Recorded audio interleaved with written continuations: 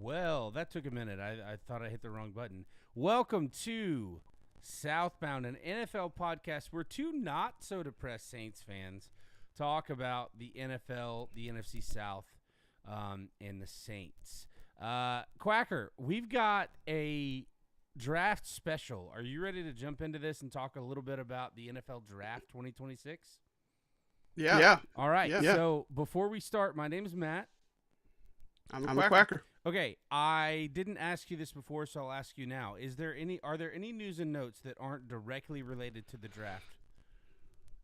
Outside of the Patriots drama, no. So I'm going to be honest, I didn't know anything about that at all until I saw one headline that said Goodell says this isn't so and so forth. So I have no idea what it is, and I'm happy to be ignorant of that. Yeah. Unfortunately, it looks like this has gone on for a while because there's leaked photos from like 2020 of them together as well. So, well, like I said, you're saying them. I don't know anything about it. I know it involves. it's and that's it. It's Mike Vrabel and the reporter Diana Rossini. She's short for ESPN, and I think she's with the Athletic or somebody.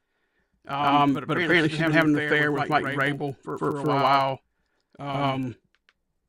Obviously since 2020, it's been probably an on and off again thing. There's probably some other rumors and stuff that are floating out there of some other people she's been involved with.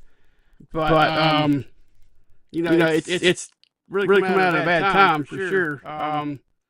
Vrabel is not with the team today. Like he said, he was going to miss the third day of the draft so he could go seek help. Whatever that means. Marriage counseling, I don't know. But she's been fired from her job. So it's all a lot coming out right now. Wow. Well, all right. Yeah. That is what that is. So, so let's jump to the actual draft, and we're not going to run through everything, but to the surprise of no one, Fernando Mendoza, and I hate this for him because I think he is a stand-up guy and could be a really good quarterback, but he went to the black hole. The last time the Raiders produced a really good quarterback, you tell me. It's been a long time. So congratulations to him for going 1 overall. I hate that it had to be Vegas where he went. Jeremiah Love went 3rd. And then the Saints picked up Jordan Tyson, and we're going to talk about this a lot more later, from Arizona State. And then let's see here. Caleb Downs, who's the Alabama transfer to Ohio State. He is a Cowboy, so again, sorry for him as well. Ty Simpson went to L.A., which I think is a good pickup.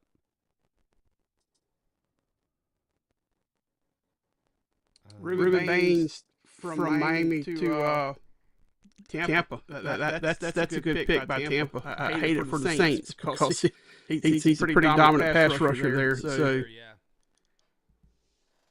Okay. And then Blake Miller from Clemson went to the Lions. Mekhi Lemon went to USC. And like I said, I'm just kind of going through these. And then to round out the first round, the Seahawks picked Jadarian Price from Notre Dame. Okay, so any Notre Dame had two first round running backs. Yeah, that's pretty incredible. Yeah. So any surprises in the first round for you? I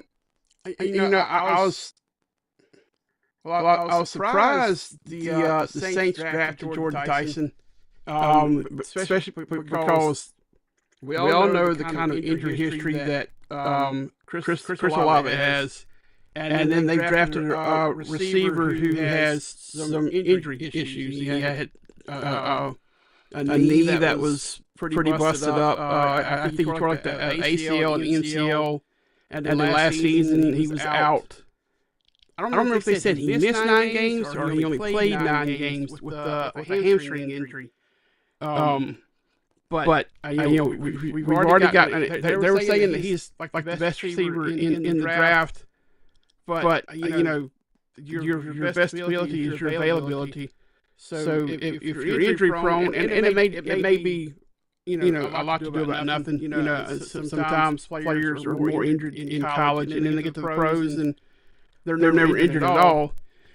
But it makes me a little nervous. I really felt like they were going to go after Carnell Tate, who the Titans drafted. I think that was their initial plan, and when they made that move, I think the Saints were like, all right, well, this is our number 2 on our board, so we'll go here. So that one surprised me. The Ty Simpson, in the first round to the Rams, that was surprising. I would have thought they would have went receiver in that spot. Not Ty Simpson's not a good quarterback. The Rams, great spot for him to land.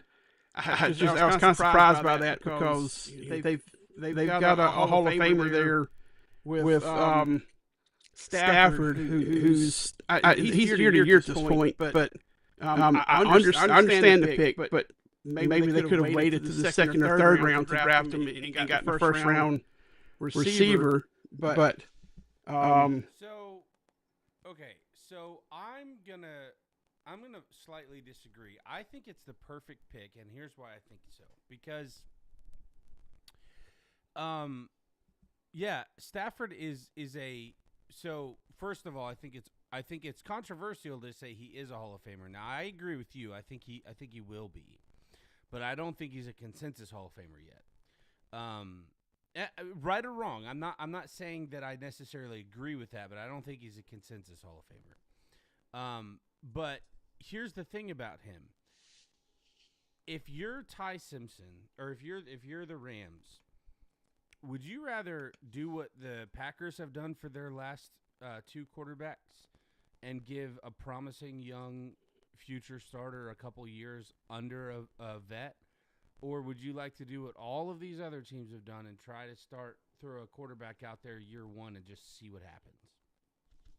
So I really like it because you're getting a first-round value quarterback, and he's going to sit for a couple years, sure, but Matthew Stafford, you're right. He's year to year, but I think he's 38, so the chances of him playing more than 2 or 3 years is pretty low, which probably puts Ty Simpson in the perfect spot to start.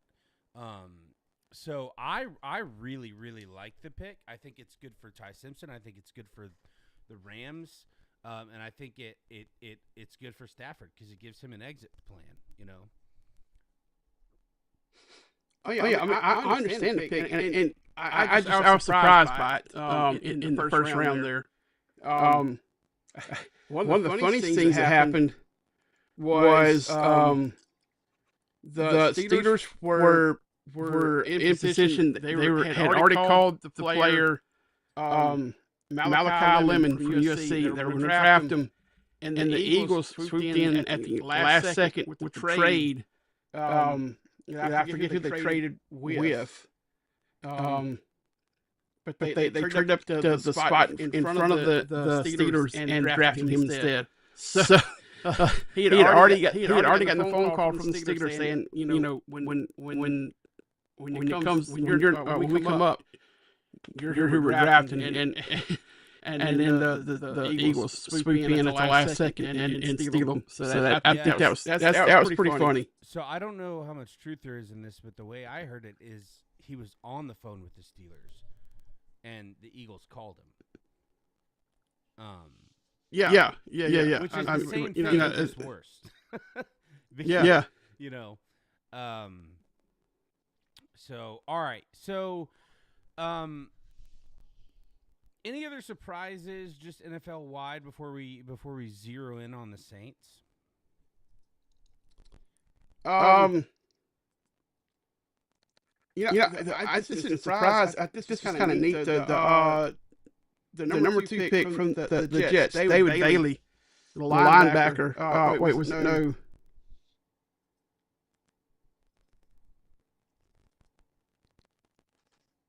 Hang on. I thought it was. I know it was a Texas Tech player. Man, Texas Tech. Edge. David Bailey. Yeah. He was a quarterback. And was drafted. Not drafted. He was recruited highly as a quarterback. And when he got to Texas Tech, they were like, "We think you would do better at linebacker because he played like linebacker and quarterback in high school." And they were like, "We think you would actually do better at linebacker." Made the transition and got drafted number 2 overall. That's a pretty neat story there. To be able to be so good at both that you're recruited as a quarterback, they're like, we think you'll play more and do better at the linebacker position. Yeah. Okay, hold on 1 second. I'm about to bring us back to New Orleans. I just want to look at one thing real quick.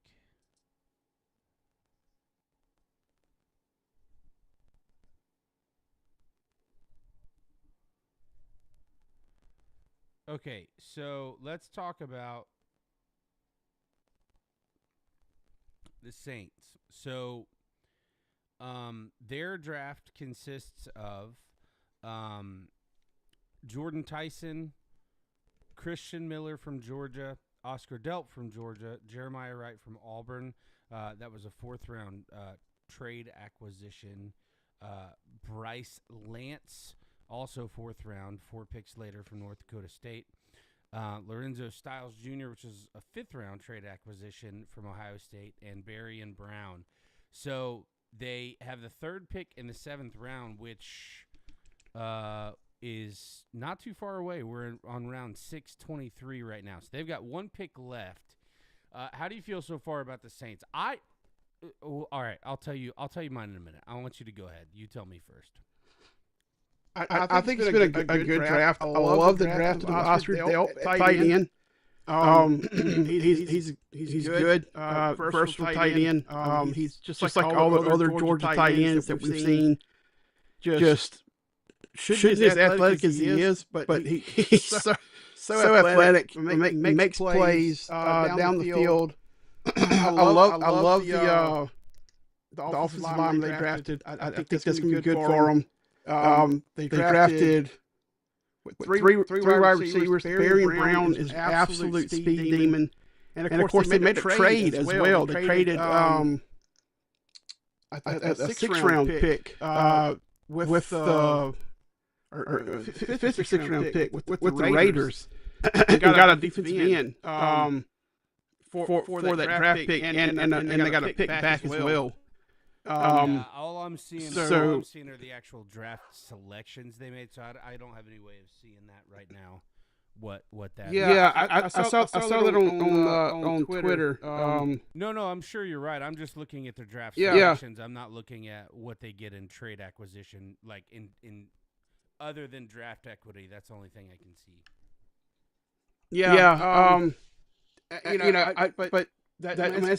I know he's already in the league, but that's kind of a draft pick there. In a sense, it's you're adding to the team on draft day. Well, no, I think it's a draft acquisition. I'm just saying that the actual list I'm looking at only shows. Yeah. I've really liked the list.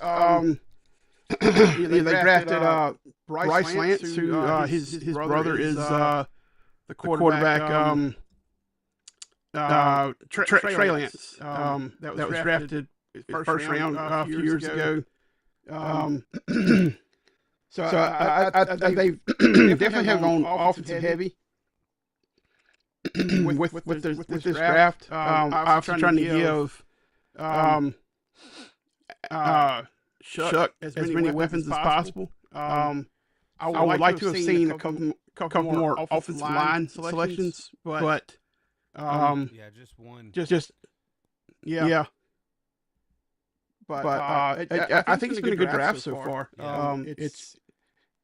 have to wait like 5 years to really know how good it's turned out. But well, tell us, for those of us who are not like, because if you're not familiar with our show, Quacker can throw a rock and hit the state of Louisiana from where he lives. So, for those of us unfamiliar, can you acquaint us a little bit with Barion Brown? Because I'm unfamiliar. I know nothing about him. He transferred to LSU last year from Kentucky. Speed guy. Let's see if it has his. Doesn't have his times on here.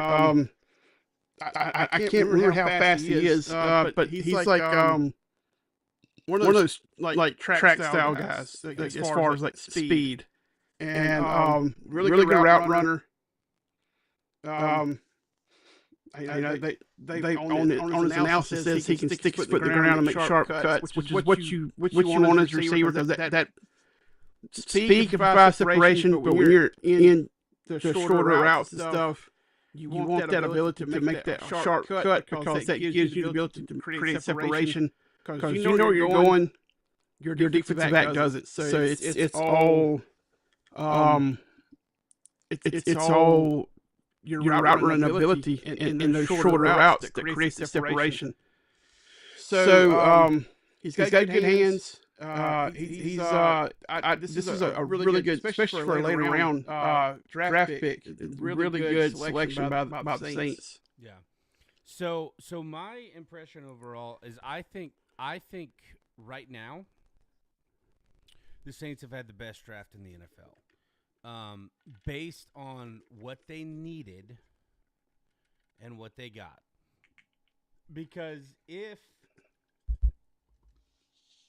these players are just serviceable and Chuck improves throughout the offseason, which, I mean, we have no reason to think he won't, right? So if those two things happen, I don't think it's a stretch or like crazy to say that the Saints will win the division, or let me back up, will be the best team in the division because they play in a bad division. You know, the division has not always been bad, but historically it hasn't always been bad, but it is bad right now. And the Saints had, 6 wins last year? I think the idea of getting to 9 or 10 in this division with the pieces they've added, I think is as likely as it is not, right? So right. So I'm not saying like pound for pound they got the best draft haul. I think they got the most appropriate, like the draft haul they got is exactly what they needed, and probably as much or more so than any team in the league. So that's kind of where I sit on that. Is so I'm really happy with it. I don't think we got 4 Hall of Famers, but man, do I think we have so far, you know, the 7 individuals that we've added, I think are all players that I think can contribute relatively early and are pieces we needed. Yeah. I just pulled up just out of curiosity. I pulled up Cincinnati's their draft so far, and it's they've only had five draft picks. They didn't have a first round pick, but they've drafted 2 centers, which I know center can be kind of a versatile role. You kind of move them out and stuff like that. But offensive line is definitely something they need to focus on. I know they had a few holes to fill, but to draft 2 centers, I don't really get that move unless they plan on moving one of these guys out to like a guard or something like that. But they have 2 draft picks left. We found them. If they want to have a good draft class, to me, they need to draft more offensive linemen. Look at Wisconsin. Look at Iowa. That's yeah.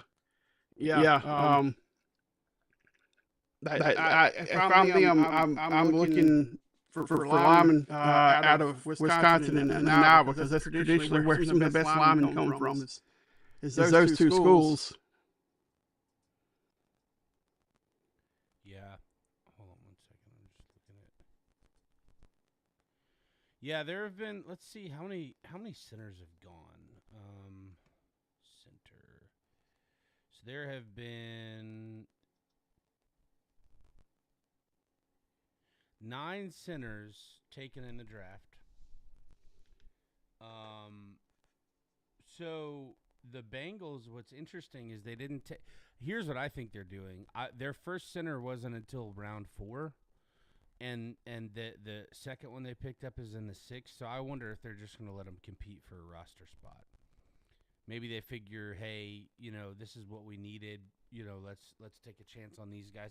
Because remember last year, Cleveland drafted 2 quarterbacks.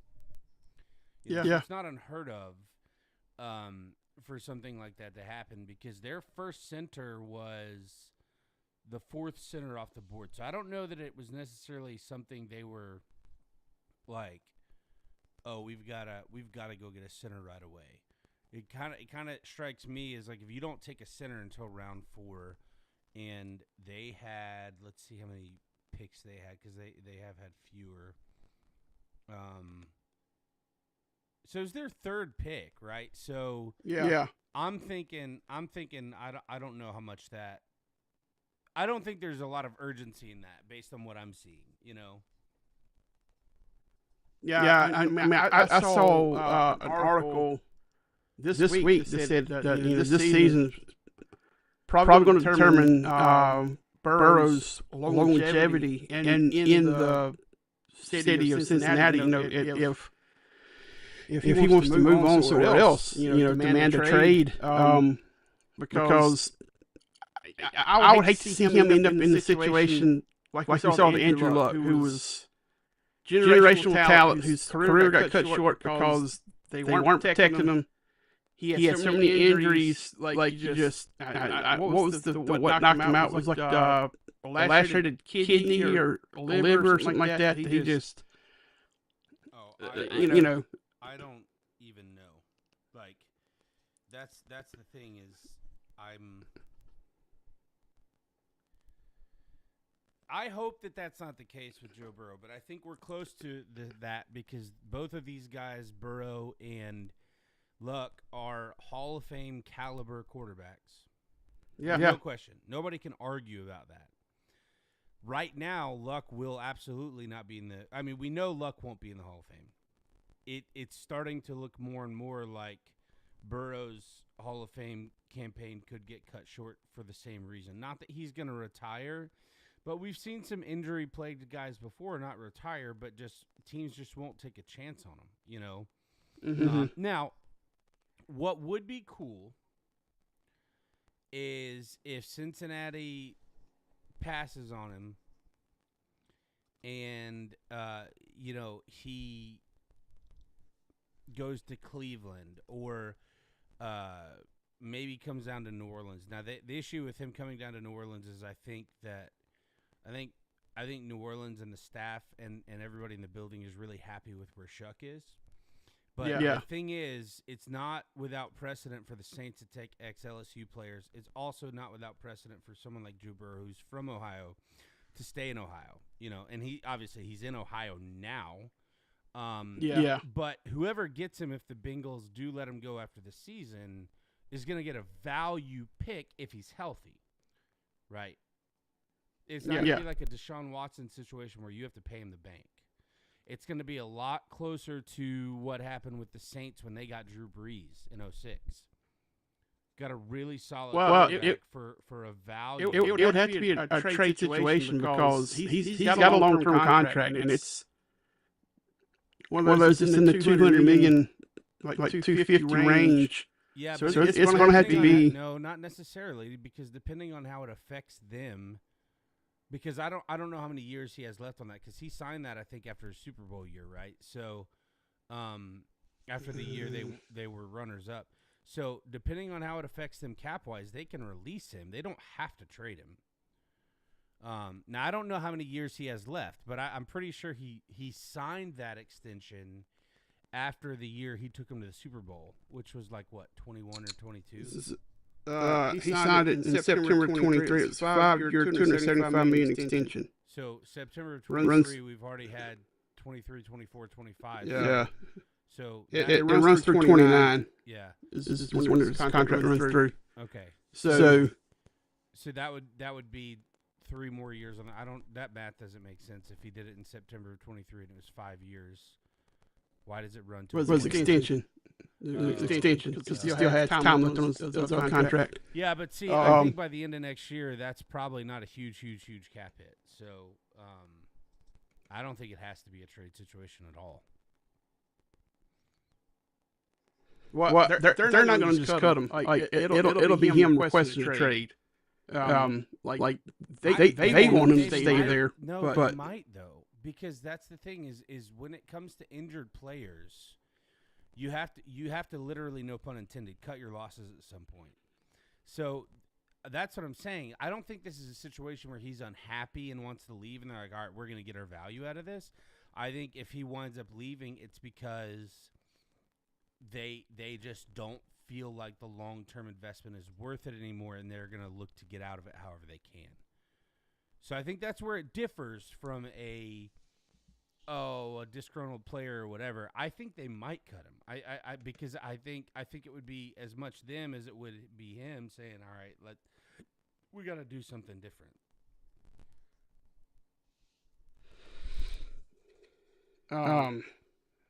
I mean, for them, the best thing to do would be sign some offensive linemen and protect them. But that's that's crazy to me. They won't spend money on the one thing that you need. When you have a franchise player like that, and you don't want to protect them, it just makes no sense at all. Like I would spend way more money on my offensive line than I would most other positions.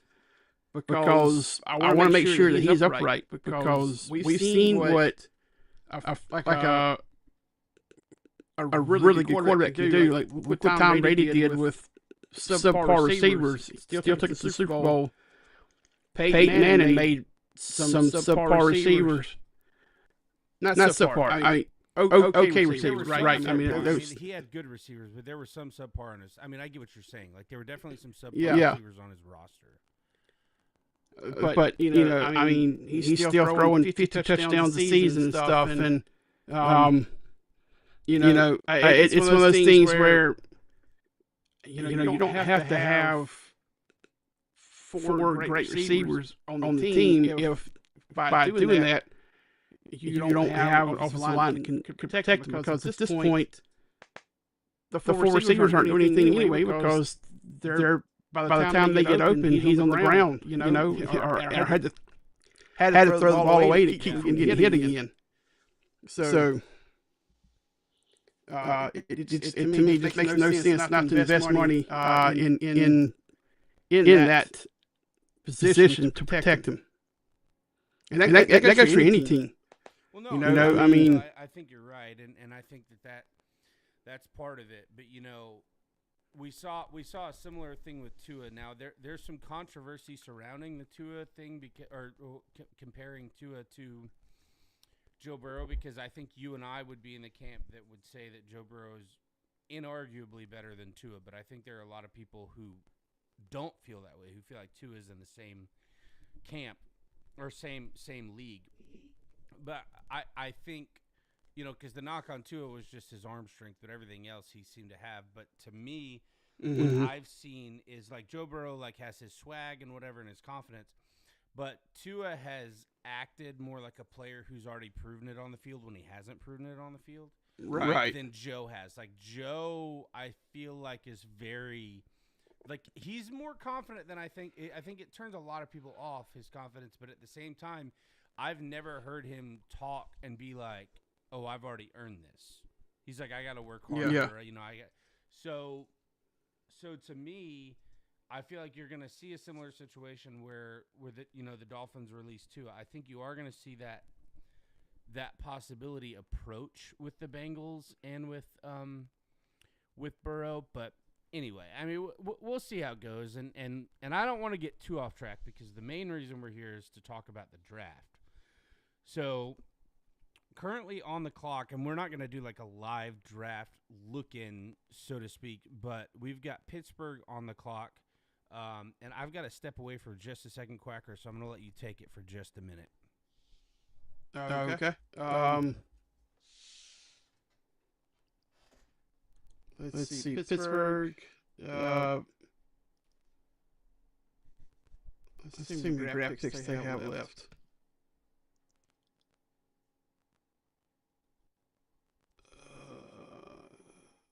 Let's see.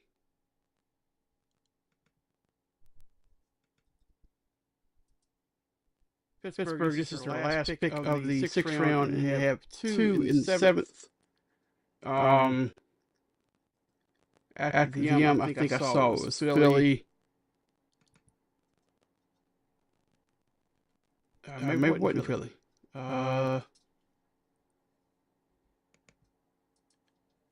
Who is the next one? Baltimore. Baltimore. That's right. Okay. Division rival.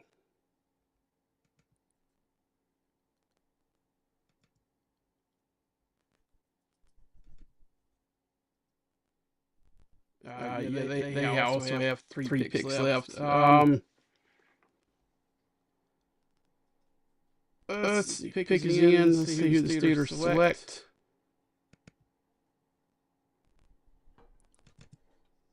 This takes forever.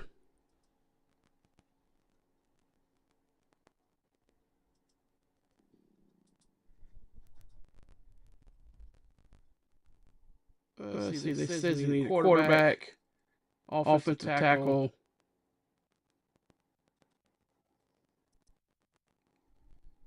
Would love to see them draft Garrett Nussmeier here out of LSU. The fact that he's still sitting around at this point is mind-boggling because he's a great player. He's had an injury-plagued season this year.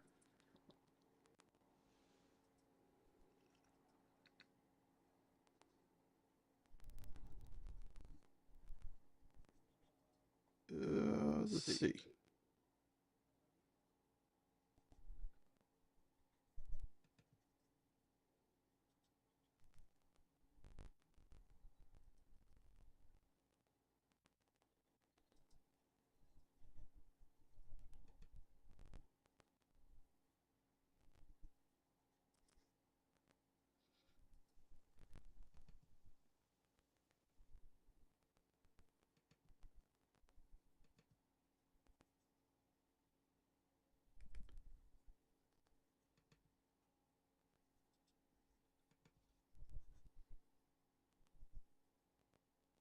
Let's see. The next few draft picks we have. We have the Steelers. They are 210. Waiting for their draft pick to come in. Then we have Baltimore, New England, Buffalo, Indianapolis, the Falcons, and the Seahawks. See the Steelers. They selected Gabriel Rubio out of Notre Dame, defensive tackle. So that puts the Ravens on the clock.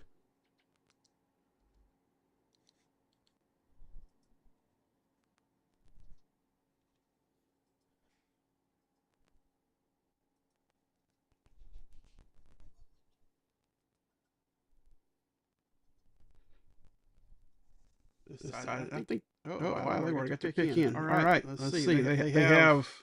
In the sixth round, they have 5 minutes per pick, it looks like. Which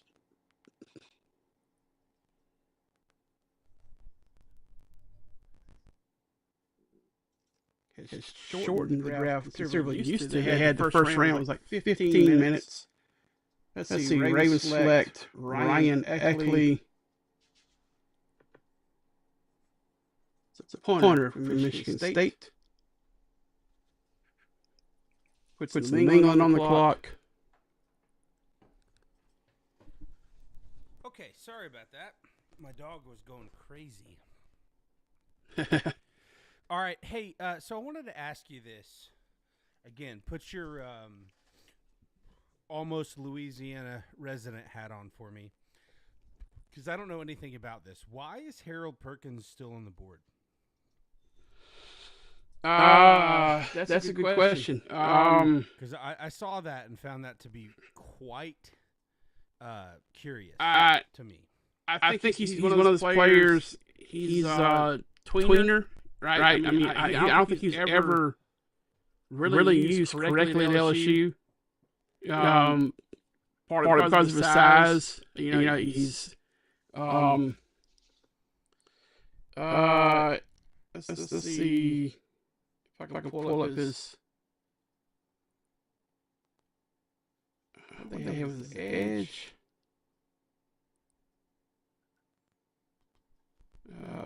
Linebacker.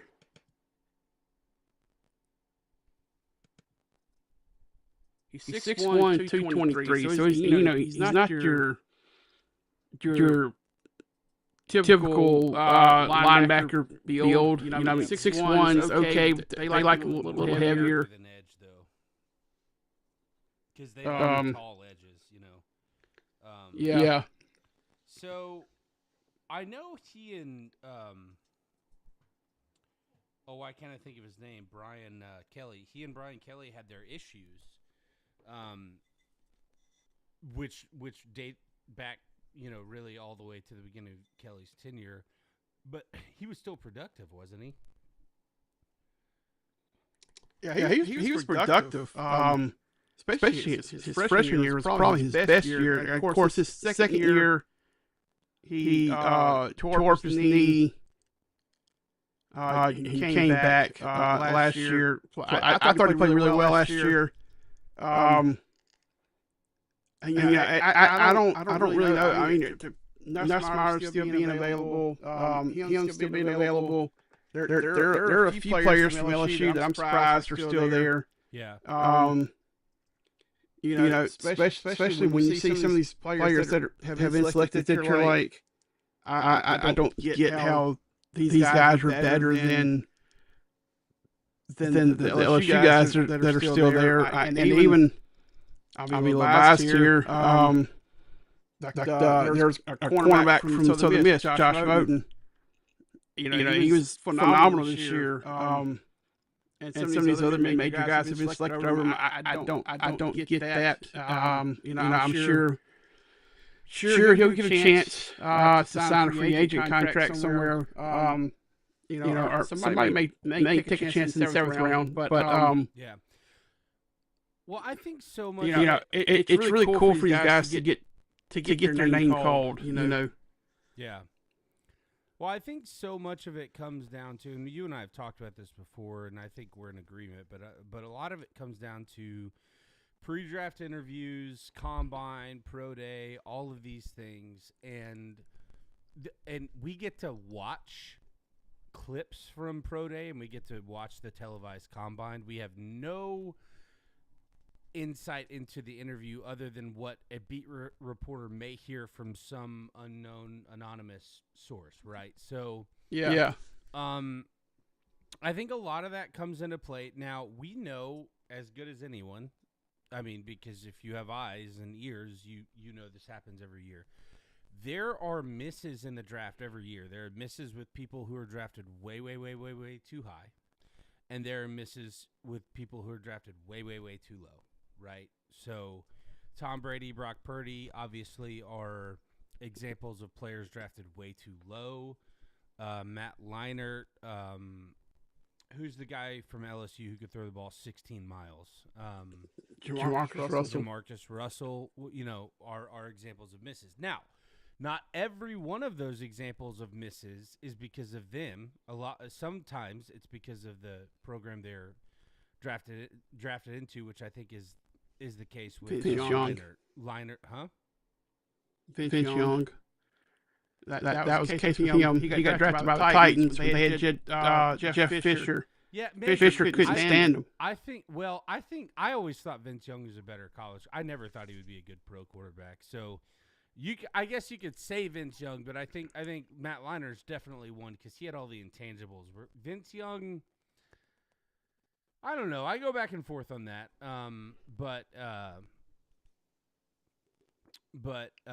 Yeah. So anyway, I mean, we know people miss all the time, right? So we don't have any clue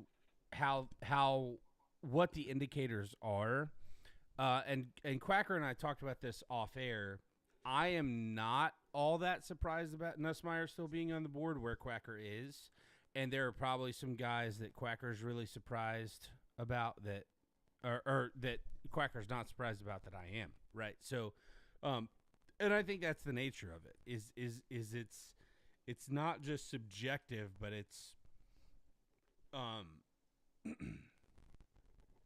sorry, I was looking at the draft order. So the Saints are coming up in just a couple picks, and I think what we'll do is we're going to stick with you guys until the Saints get their final pick in, and then we'll put a bow on this draft. But yeah, so I mean, it's not just subjective for us; it's subjective for, you know, the pros who do this for a living. Now, listen, I Quacker's heard this story before, but I have a friend who used to be a scout for the Diamondbacks. And he was a scout for the Diamondbacks in around the turn of the century when they won the World Series. So he has. Go ahead. I know. I just when you said turn of the century, my mind goes back to 1900. I know you meant 2000. Yeah, wrong century.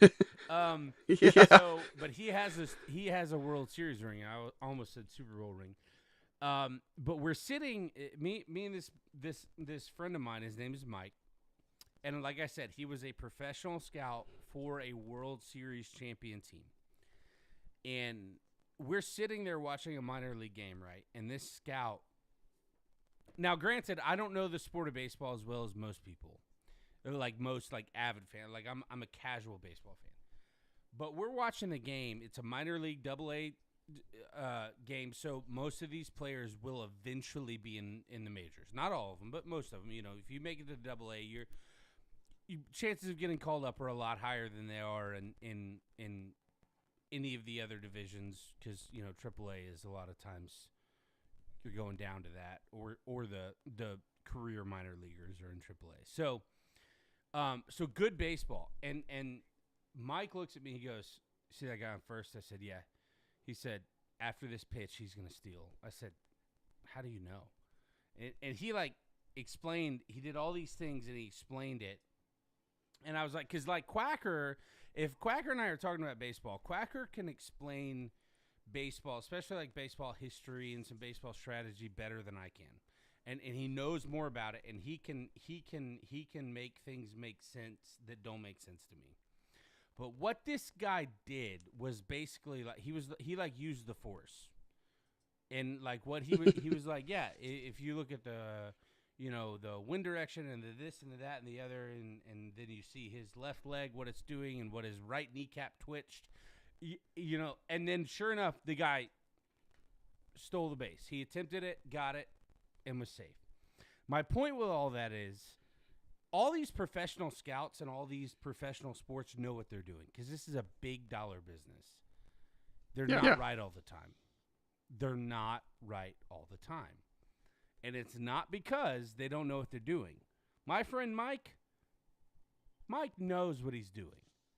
But I guarantee you he scouted some players that were misses. You know what I mean? And so that's always been really interesting to me to think about, because I got to see firsthand a professional scout flex his like brain muscles, right? Like, but then to know that these guys, they're not always right, because we're dealing with humans. That's the interesting part about it. So,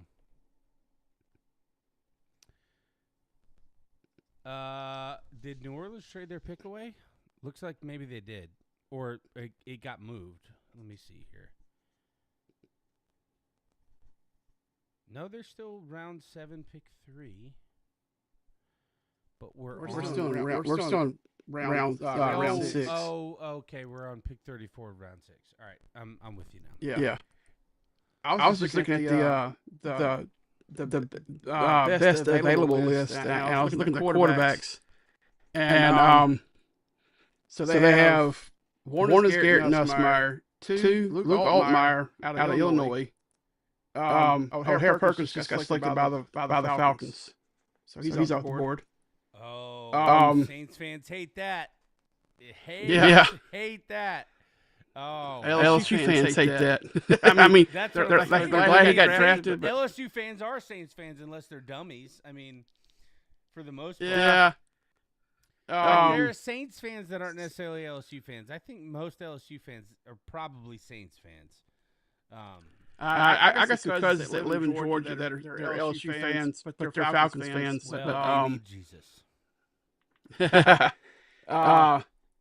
But you got Nussmeier, Altmaier. Baron McCoy finally came off the board today. He was the best available for like 2.5 rounds. Sorry, continue. That was round 4. So, Baron Morton out of Texas Tech. Sawyer Robertson out of Baylor. I remember watching him in some games. He's been pretty good. Joey Aguilar, Tennessee. Haynes King, who felt like he was in college football for 47 years out of Georgia Tech. Probably one of the winningest quarterbacks in Georgia Tech history. Joey Fagano from UConn. Diego Pavia, Vanderbilt. Which I'm not surprised at all by that. Everything I heard. I don't think anybody thought he was going to get drafted. Yeah. For everything I heard, like a lot of it's his attitude. Like there's no doubt he's got skill. He's short. Attitude, but yeah, I was going to say he's only 5'10", and we know of one sub-6 foot quarterback in the history of the NFL who's been awesome, right? And one who's been good. The good one was Russell Wilson. The awesome one was Drew Brees. And you can say, yeah, he's 6 feet. He's not really 6 feet. He was listed at 6 feet, but he was 5'11". Worst secret in the NFL. So, yeah, I agree with you, but I think he would have been more Johnny Manziel if he had the size, but he clearly didn't have the size. Yeah. Like I think people would have at least drafted him somewhere. Hey, is this our first kicker off the board? We have a kicker off the board, Trace Mack from Florida, who I'm going to be honest with you, I thought was still. I didn't know he was even in the draft. I thought he was still in Gainesville. Well, that may be the first kicker. I know a punter came off a few picks ago. Well, I'm looking now to see. Yeah, Trace Mack is the only kicker, and there's been one punter, Ryan Eckley from Michigan State. Yeah. Both of these guys are 6'1". Ryan Eckley's 200 pounds, and Trace Mack is 188. So, yeah, that's well, congratulations to Trace Mack, because here's the thing, like, not that being selected in the at the end of the 6th round is like some great thing, but what Quacker and I both know is that being drafted as a kicker is an accomplishment. That means that you're taking one of your picks on a kicker, which doesn't happen every year. What do you think? Like 1 or 2 kickers get drafted? I mean, it happens every year, but it doesn't happen for every team, or certainly not for every kicker. Like 1 or 2 kickers get drafted a year probably. Something like that. There was one. I wish I remember who it was. Dude got drafted like high. He's in the league now, and I can't remember who it is. But like one of the early rounds, that people were blown away by him. He's been a phenomenal kicker. I can't remember who it was. And of course, you see what a good kicker can do. I mean, like Brandon Aubrey, the Cowboys kicker, just got like a huge new contract with one of the largest for a kicker in history. Saw where he had signed an extension.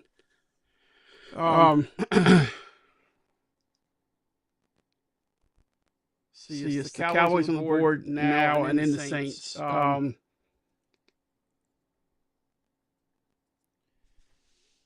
Yeah, so let's see. All right, so let's do a little friendly, no money involved wager. The wager is bragging rights. So I'm looking at the ESPN's best available, and Caden Curry just came off the board, so I'll take him off. Xavier Harris, Deion Burks, Garrett Nussmeier, Deontay Lawson, Jack something or another from Texas, VJ Payne, Rayshon Benny and Jamari Taylor, Le'Veon Moss, and Jeff Caldwell. Out of those 10, if it's one of those 10, who do the Saints take? That's just the top 10 best available from ESPN. So there's no mystery to it. Yeah. Or do they take another wide receiver? I think they'll go either offensive line or defensive line. I wouldn't be surprised to see that Xavier Harris come off the board. Or he's number 12, but Isaiah World from Oregon. I wouldn't be surprised if they drafted him.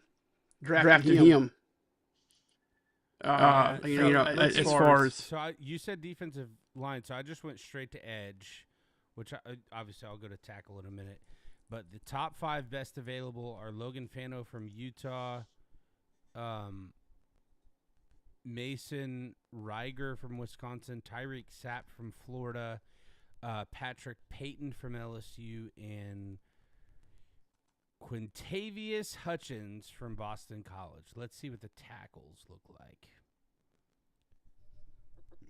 Well, they've got wide receiver and offensive guard as like needs. We're about to find out. So yeah, the pick is in. So we'll see. And wide receiver, there's still a lot of good ones on the board, I think. So yeah. And the Saints have a tendency to stay in the SEC. They like to stay in the SEC. So the top out of the top 5, 3 of them are SEC. So, and when I say they like to stay in the SEC, they're not,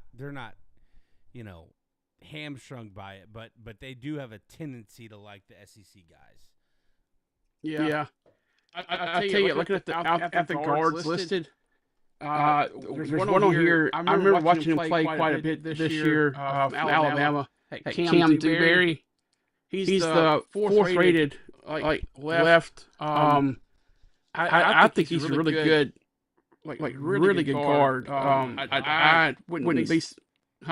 Sorry, I just saw that we missed the playoffs for the 5th straight year, which is the longest drought for our franchise since 2001 to 2005, and that just made me sad.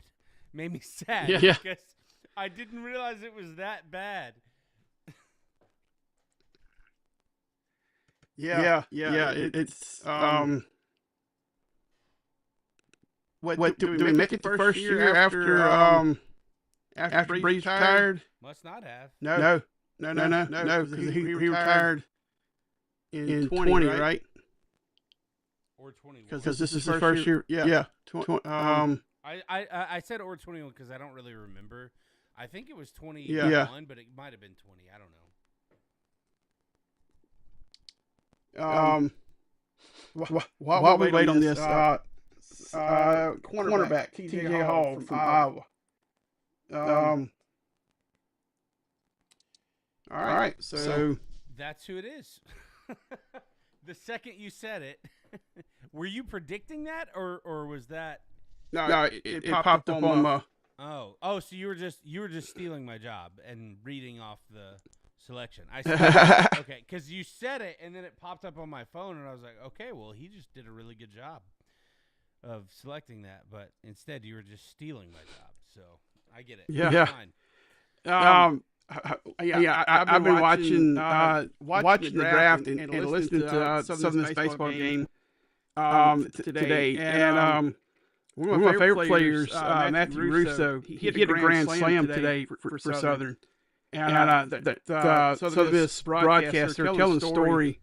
So he's a senior at Southern. He's got a brother who's a senior in high school back in Madisonville, Louisiana, and his brother had a band performance this morning. His parents left Mobile, went back to Madisonville, watched the band performance, and drove back right after the band performance to Mobile, and got there just time to watch him hit the grand slam. So perfect timing for them. but dedication as parents to make sure that they get to both events and stuff. Yeah, so for sure. I thought that was a really cool story there. I wanted to share that real quick while we were on air. That's five wins in row for Southern, I believe. So Quacker just exited Southbound and entered Alumni House. Right. I just had to get that out while we were on there because I knew you would appreciate that story because that was a cool story. Because that's something that your parents would do or my parents would do. Or try to do. But yeah. So what do you think about the TJ Hall? Another defensive back, which is obviously an area that they had to focus on. Well, I think, and I'm not going to speak for you, but I'm going to assume you and I have similar feelings because our defense, we no longer have Mario Davis. Now he's a linebacker. I get that. So before anybody, I understand. Our defense needs to get younger. And I think that's an important step. Dude, here's what's weird. Didn't Cam Jordan, and I know Cam Jordan, there's no news on him yet, but wasn't he drafted in 16 or 17 or 18 or something like that? Cam? Yeah. He's in his 15th year. Okay, so he was drafted the year after Super Bowl. Okay. 2010. So I didn't realize that. I must be thinking of Kamara. But my point was that he's an old man, and it doesn't seem like he's been playing for that long. But I didn't realize he must not have played for a few years because I don't remember him in the early 2010s as much. 2010 was his first year, and he started from his entire. He hasn't always been quite as dominant, but the last couple of years he had kind of fallen off, and he kind of had a resurgence this year. Yeah, 2011 was his first year. But you're still right. It was the year after the Super Bowl. But I'm looking at his stats now. 2011. It's still way earlier than I thought. So you were still correct. I'm not arguing with you on that. I'm just so 11 was his first year. He played in 16 games from 11 on. So never I don't really remember Cam Jordan until 15 or 16. Mm-hmm. So maybe he was just not that dominant. I tell you, he has been one of my favorite players on the team since he was drafted. I used to follow him on Instagram years ago when I had Instagram. I always enjoyed his stories and stuff like that, and all the stuff that he would show with his family and stuff like that. So he was a good family man, but he was also just a great player for us, and he's got over 100 sacks in his career. I hope that they get him back. It'd be great for him to have his entire career played in the black and gold. Would love for him to make the playoffs again with the Saints, because it's going to be a playoff year for the Saints. I know it is. What was that last part again? So it's going to be a playoff year for the Saints. I know it is. Well, I hope you're right. I don't know if I hope you're right. So, look, to kind of put a bow on this for me, and I'll let you say whatever you want to say before we wrap it up. I think we got off on a tangent, and that was my fault, on Cam Newton. I think that shoring up the defense, getting younger on the defense is crucial. I think 99.9% of Saints fans are really optimistic about Tyler Shough don't believe, aren't ready to say like, oh, he's our next franchise QB, right? We're optimistic, but we're gonna wait and see. Wouldn't you say it's fair to characterize most Saints fans as kind of being in that?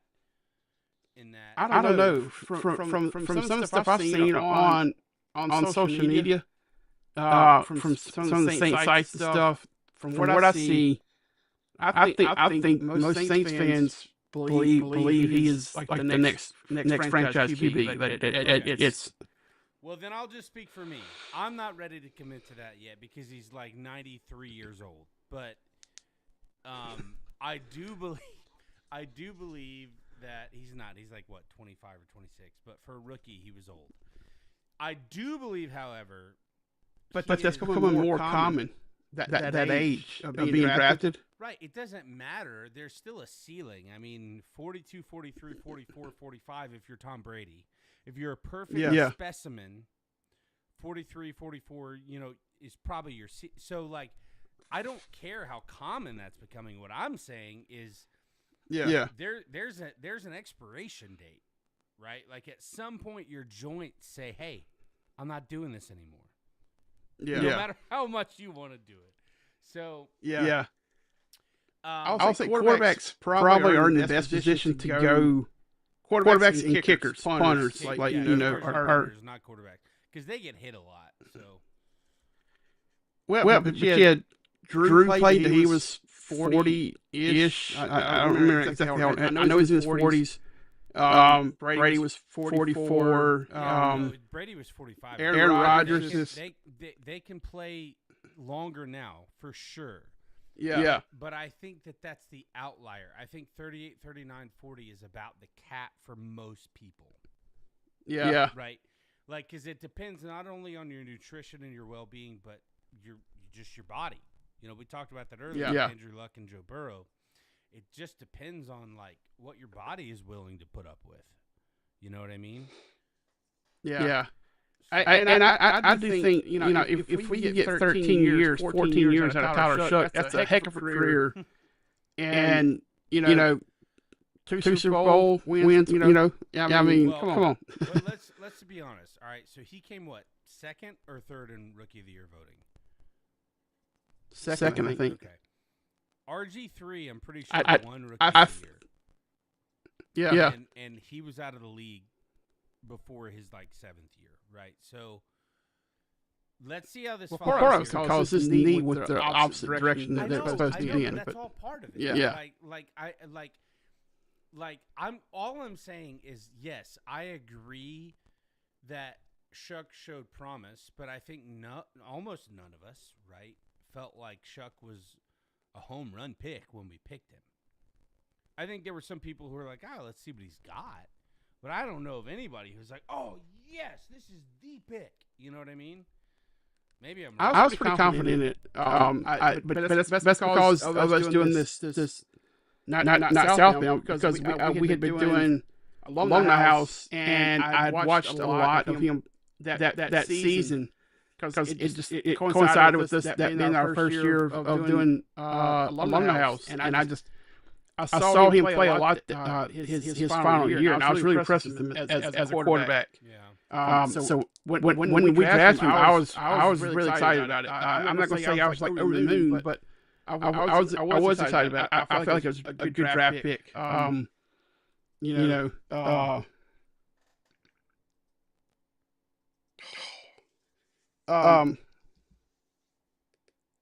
Another quarterback on the board that was not Nussmeier. That's anyway. Who is the quarterback? Ethan.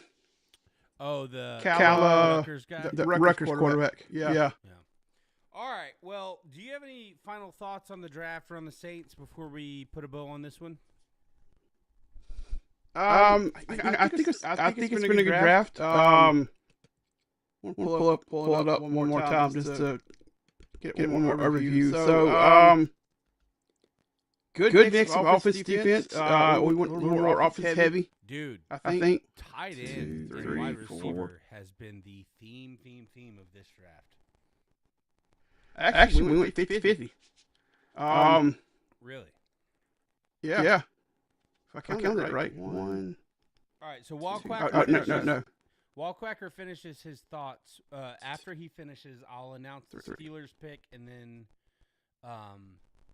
we will sign off. So, Quacker, you have just a second before the Steelers. I miscounted. 5-3. So we did more offensive heavy, which makes sense because they're trying to load up the offense for a run this year. I didn't mean the Saints. I meant NFL overall. I thought the tight ends and wide receivers kicked butt. It was the most tight ends in the common draft era have been drafted in this draft. All right, and the 224th pick, the Pittsburgh Steelers select. Don't say it because you're ahead of me. Robert Spears Jennings, safety from Oklahoma.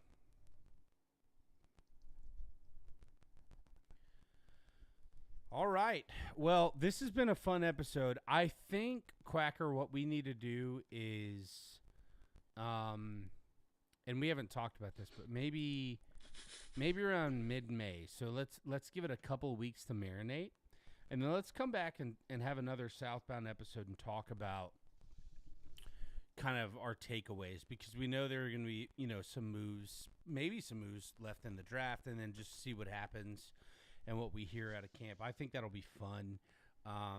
Draft day is always fun. My favorite day in the new order that they do it is always Friday, because rounds 2 and 3 are super exciting.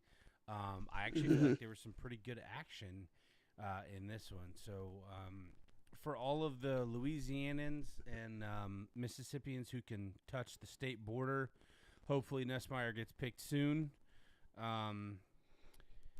Quacker, it's been before we sign off. Did you watch? It must have been day one. It was like the pregame college game day.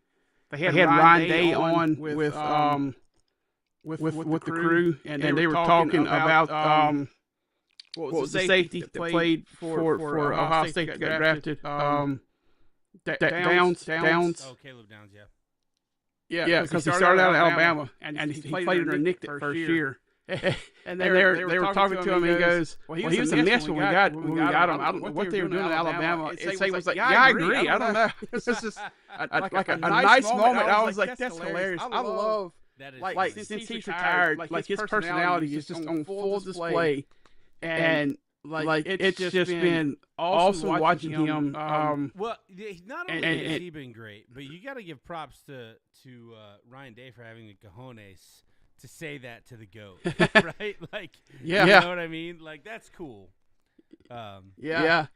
And then Pat McAfee with his stuff when you get up there, and of course, Pat McAfee is a WWE guy. Like he does a lot of stuff for WWE, so he kind of got that wrestling motor.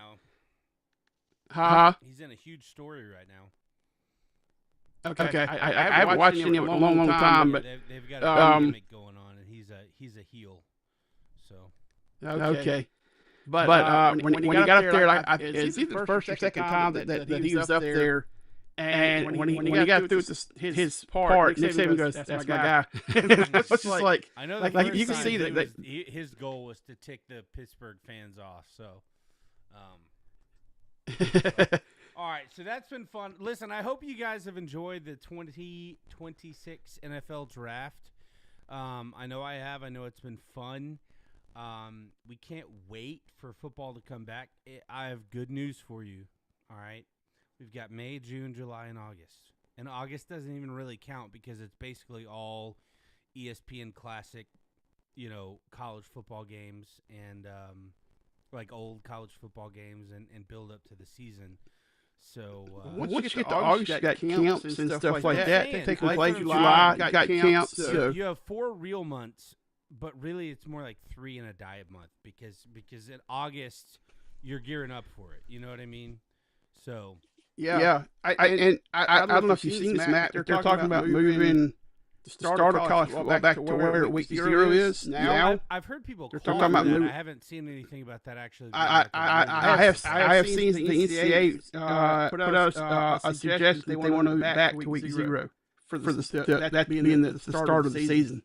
That being week 1. If you keep 2 buys, I'm fine with it. I don't want to end the season before the end of November. But if you can get to the end of November and start the season at week 0, I'm happy.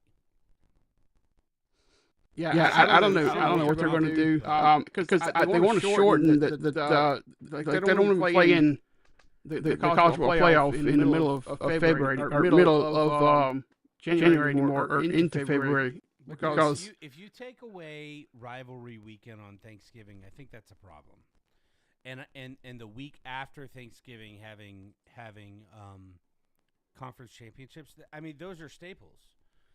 Those are more staples than anything the playoff has had because they predate it. They're more staples than the Super Bowl being in February because they date back to when the Super Bowl was in January.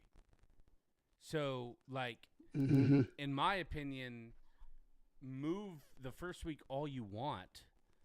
I don't care. I do agree. Get rid of week 0. That's stupid because everyone's like, oh, college football starts. And it's like Western Carolina versus Northeast State, South Dakota Tech. Like, I don't care about that. But leave rivalry weekend and conference championship where it's at. I don't think you can move those. I think they're anchored, and if you move them, you're making a big mistake. Yeah. I did see where the government is trying to do something where like the Army Navy game stays its own separate day, like apart from how it is now. Yeah, I think they want it to be. I love that. And when they started, like 10 years ago, maybe, like that hasn't always been the case. Something like that. Yeah, I think that's great.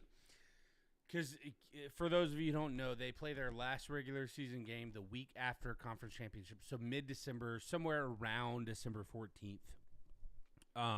It's played the same day as the Heisman. Yeah, right. The same day as the Heisman, and it's great because you get the whole pomp and circumstance. CBS does it. Quacker's not a fan of what's his name, but he's gone now. This was his final year. Yeah. So, I liked him a lot. What was his name? Gary Danielson. Yeah, Gary Danielson. I think he's one of the greatest color commentators of all time. Quacker, like every other SEC fan, believes he's biased against all of his teams, which my opinion is if you're biased against everyone, you're not biased. But that's just me. All right, so with all of that and with everything else, we've gone an hour 15. Bengals are on the clock. Are they going to pick a quarterback? Let's see. We're going to stick around for this Bengals pick, and then we're Audi 5000. Can I get a prediction on the Bengals pick?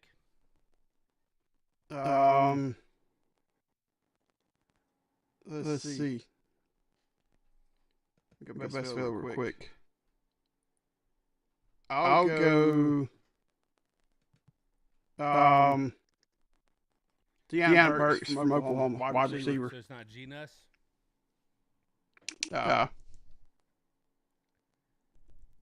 No, I don't think that's a quarterback. That's not one of their needs unless they just want to take a flyer. See, I kind of think it is Garrett Nussmeier in this spot because I think at this point you're thinking, like you said, is this the last year for Burrow? You know what I mean? So, but we'll see. Pick is in. And who'd you say? Deanna Burks from Oklahoma. Oh, Pat Tillman Foundation. That's cool. Is that his wife? I don't have it. All I got pulled up is I think that's Pat Tillman's wife. Oh, that's cool. So the Pat Tillman Foundation is doing the announcement. Okay. Which I'm not sure why they're not doing it for the Cardinals, but that's fine. I mean, it's still pretty cool. You and I have a lot of respect for the whole Tillman situation. So.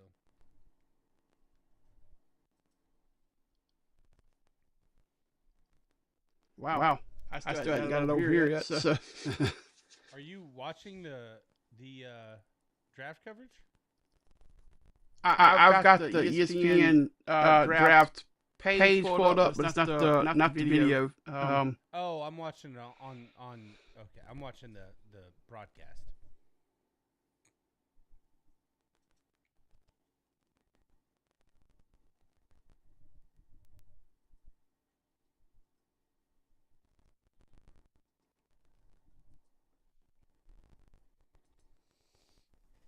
All right. And with the 226th pick, the Bengals select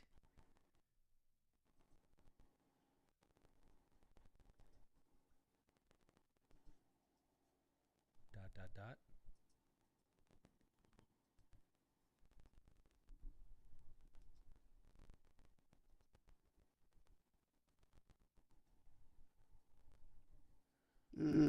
I like the pick. I don't have the pick, so hold on. How are you ahead of me when I'm watching the broadcast? Okay. All right. Well, of course you like the pick, and now it makes sense why they did that. So go ahead. Landon Robinson. I don't have a position here, but he's from Navy. Yeah. So I'm going to say I don't like the pick. And you know why I don't like the pick. Go ahead, you can go ahead and explain it.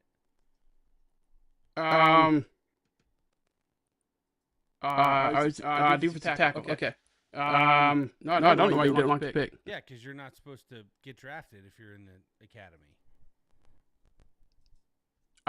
No. I mean, David Robinson got drafted. He's in the academy. He just has to sit out. He used to get to sit out 2 years. A huge waiver to do that. It used to be 6 years. It wasn't 2 years. No, he only hit sit out 2 years with the Navy. But also, I believe, like the service academies, that counts as part of your enlistment. So the first 4 years that you're in the academy, that counts towards your time in service. So it will be only 2 years, but now they do special positions and stuff with them where they're like recruiters during the off season and stuff like that. And obviously they have to meet the physical requirements, stuff like that, stay active. But if you're playing in the NFL, NBA, whatever, that's not a problem. Meeting your PT requirements and stuff like that. So,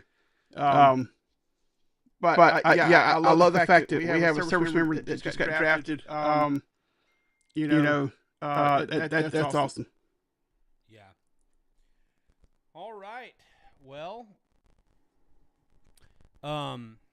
great episode. Good to get back on the horse, so to speak. Nothing can go here. Jets. He could. They have QB as a need. All right, so I'll tell you what we're gonna do. I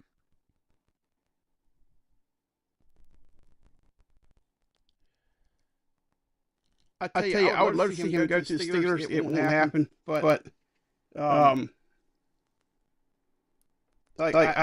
don't have faith in the Jets franchise with quarterbacks. I feel like he needs to go to a good situation. And they have proven over the last 20 years they're not a good situation for anybody. Yeah. Well, here's what we're going to do. I'm done talking. I'm going to put Quacker on solo. Quacker's going to announce the Jets pick, and then we're done. And I hope, for Quacker's sake, it's G-Nuss. It's not. VJ Payne, safety from Kansas State. So. All right. Speaking of Payne, all of the LSU fans. All right. Thank you once again. You guys have a great evening. Love you. Who dat?